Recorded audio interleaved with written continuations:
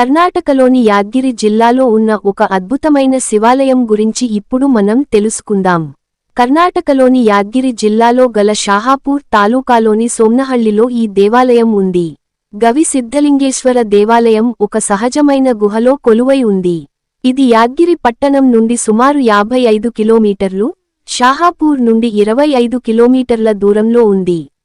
ఈ గుహ ఆలయం చుట్టూ కొండలు, పచ్చని అడవులు మరియు కొలనులతో నిండిన ప్రశాంతమైన వాతావరణంలో ఉంటుంది. ఆలయం గుహ ప్రవేశ ద్వారం వద్ద ఒక జలపాతం ఉంటుంది. భక్తులు ఆ జలపాతం గుండానే లోపలికి వెళ్లాల్సి ఉంటుంది.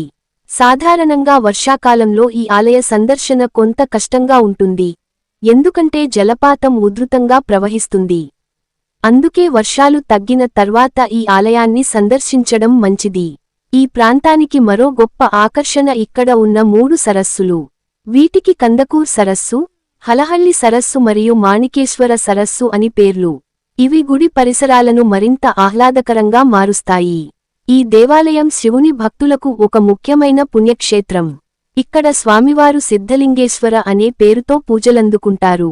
గవిసిద్ధలింగేశ్వర దేవాలయానికి దగ్గరలోని రైల్వే స్టేషన్లు గుల్బర్గా, యాద్గిరి లేదా రాయచూర్. ఈ స్టేషన్ల నుండి షాహాపూర్ వరకు బస్సు లేదా టాక్సీలో చేరుకోవచ్చు. బెంగుళూరు, హైదరాబాద్ మరియు ఇతర ప్రధాన నగరాల నుండి షాహాపూర్కు బస్సులు అందుబాటులో ఉన్నాయి. షాహాపూర్ నుండి స్థానిక బస్సులు లేదా ప్రైవేట్ వాహనాలలో ఆలయానికి చేరుకోవచ్చు. ఈ గుహ ఆలయాన్ని సందర్శించడం ఒక ప్రత్యేకమైన మరియు ఆధ్యాత్మిక అనుభూతిని ఇస్తుంది.